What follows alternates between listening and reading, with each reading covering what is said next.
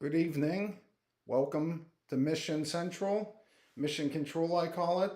We're on the third chapter of the Midas Protocol, Chapter 3, Burger Empire. Last week we got to meet basically Hank Raglan and his love interest Addison Moore, and we also got to meet his eventual rival throughout most of this book, Jack Barron's. So now in chapter 3, we get to meet the other protagonist of the story, and that's Caroline Friday. And basically, Caroline Friday is almost every bit as much as a main character than Hank Raglan. It's almost like a dual plot line that runs along what Hank is going through. Uh, and the idea is that at certain points, their paths will cross, and they cross in interesting ways. But the thing that's fascinating about Caroline as a character is she is so different than Hank. Yet they know each other and speak very well of each other. Caroline is the younger sister of Hank's friend, Sam Friday, and Hank has always looked at her as kind of like, a little sister growing up.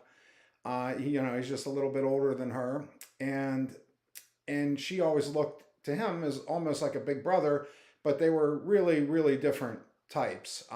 Hank is kind of like the all American jock type. Caroline's like this kind of rebellious teen, and she's kind of growing into her own. And in this chapter in Burger Empire, she has one of her first full time jobs. She's fresh out of high school, and she's really not satisfied with her lot in life. And that kind of prompts her to want to do more. So that's kind of what we get into. We get to meet her at a turning point in her life where she just, she wants something more, and that's how we introduce Caroline. Again, for those of you need a refresher, the story takes place 1989. This is Pittsburgh's north side, and last week, whereas Hank was inside the fabulous, brand new, modern Unalco world headquarters, Caroline is literally a half mile away in a greasy spoon in a very north side, Pittsburgh north side dive place. So again, just to contrast the characters, I always find it fun to kind of see how different characters can intersect. And that's kind of like what inspired me with Caroline is I wanted someone to be complete opposite of like Addison and her ambition and her corporate climbing, whereas Caroline is a really fun, rebellious, tattooed, grungy type girl. So that's kind of the settings for this. And with that, we'll get started. And right before I do, I just want to give a quick shout out to a fellow author. I love supporting other authors, and we have this thing, authors supporting authors, and we like to do it on wherever we can. And so I'm a big fan of that because it takes a lot of work to get something printed and into a shape like this.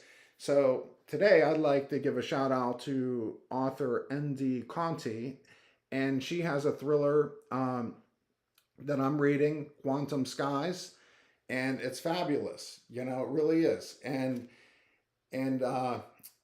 just so you see that N.D. Conti, look this one up on Amazon. I think you're gonna enjoy it. I'm thoroughly enjoying it now. So that's my little author shout out. And with that, we're gonna get started on chapter 3, Burger Empire. Grab your favorite beverage for this. I think that's what we like about reading. It's something where we relax, we get to enjoy ourselves. Today, I'm having a little glass of red. Why not? I won't go into too much detail about the wine I selected for today, but just say it was, I think it was like $10 at the local convenience store. So, but in many ways, that is perfectly fitting for where we find Caroline Friday in chapter 3, Burger Empire. So let's get started.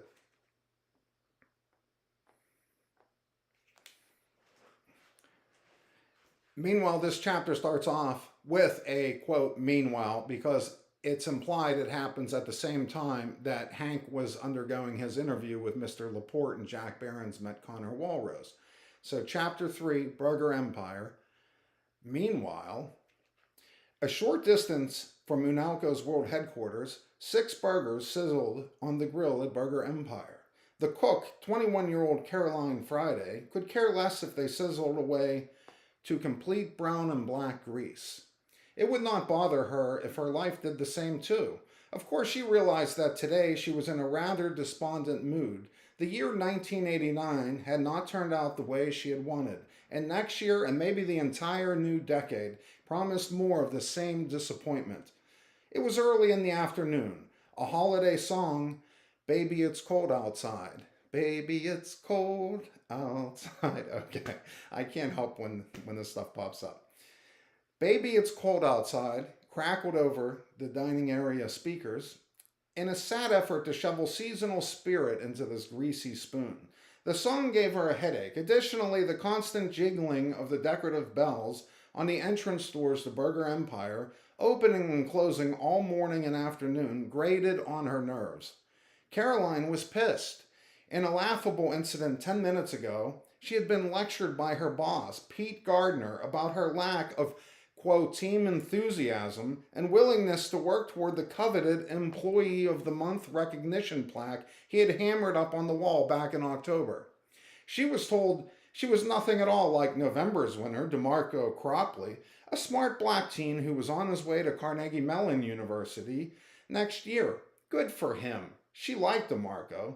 Still, she had no qualms about her lack of ambition for Employee of the Month, especially at this two-bit restaurant. Old Pete, however, took umbrage with her piss-poor attitude. Pete told her that DeMarco came from a poor family and worked his tail off, while Caroline came from a relatively well-to-do upbringing and slacked her way through her job and treated it as if she were too good for it. He was right. She was too good for it. Gardner also said she was never thinking about what she should be doing at the moment. He was right about that too. The man paid more attention to the meat on his waitresses than the meat on the plates those waitresses served. Caroline Friday, the young tattooed grungy white chick replete with rogue strands of purple in her otherwise dark brunette shoulder-length locks, had started her job at the Burger Empire only a week ago. She arrived with 2 things, a bad attitude and a desperate need for a job that could carry her through Christmas. Caroline was 2 years out of high school, broke with no savings, and was about a universe away from celebration and honor on Pete's much ballyhooed Employee of the fucking Month board. The laughable employee inducement, which was proudly displayed in the shitty break room hallway next to a clipboard of schedules and the time clock, still featured DeMarco Cropley's beaming, ear-to-ear smile. They wanted to give it to him again this month, but apparently he had caught off too many times lately. So much for Mr. November's loyalty in December. As she stood over the grill lost in thought, Caroline caught herself in a grease and grunge-streaked mirror to the side of the grill. She walked over to it and took a depressing look at herself. She had looked better. Her wooden bead necklaces felt heavy. Her nose ring felt oily. The white apron she wore after they had told her she had to man the grill, a phrase that agitated the emerging feminist in her to no end, was stained beyond recognition. Caroline Friday reminded herself that she only wanted a couple things from this job. She wanted to earn enough money to save up for a beater automobile so that she could get around town more easily and out of it when she needed to. She also wanted to afford an apartment of her own and move out from home.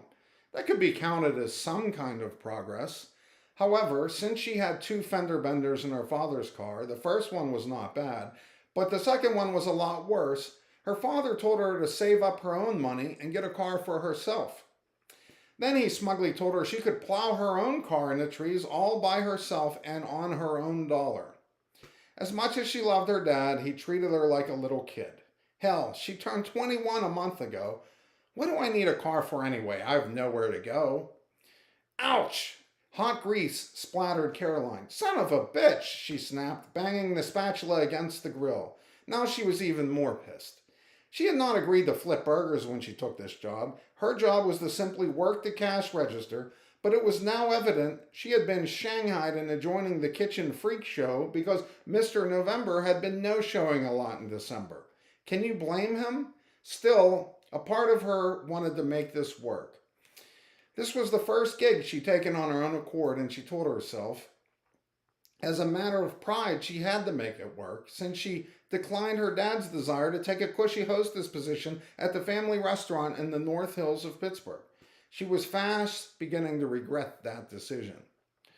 Fidelio's Pizzeria, an Italian eatery, was opening 2 restaurants in the Pittsburgh area, and her dad told her another one was slated to open in Cranberry, a growing town north of Pittsburgh. That was all well and good, but she wanted to show her dad that she could make it on her own. And she certainly didn't want to stand around like a bimbo in a tight skirt and a halter top flashing her boobs at old men. Still, the more broke she became, the more she thought about the options her father gave her. And what the hell, she looked pretty darn good in the halter top. College was another one of those options, but she had scoffed at that notion. Nonetheless, her father thought that, "You were burning the fuck out of my burgers, Caroline," barked the franchise owner of Burger Empire, the balding, obese, and slovenly Pete Gardner. Okay, no jokes here, okay? The man had appeared in the front archway like a troll under a filthy bridge. He was right. The burgers were nearly burnt down to nothing.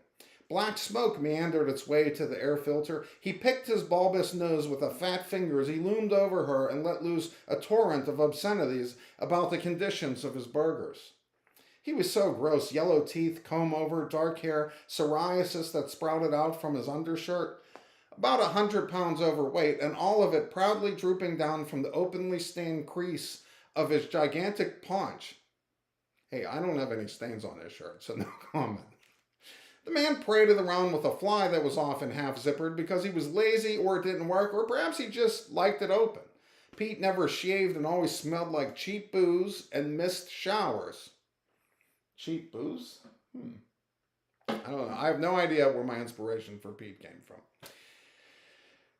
The creep kept all sorts of Playboy magazines in the break room, too. How gross is it that I must work for this disgusting man? My fucking customers are hungry. Caroline frowned. You should say, my customers are fucking hungry, not my fucking customers. If you had any respect for them at all, Pete. Caroline smacked the spatula hard on the cooking surface. The burger sizzled and began to smell a little well done. Just cook my burgers, bitch.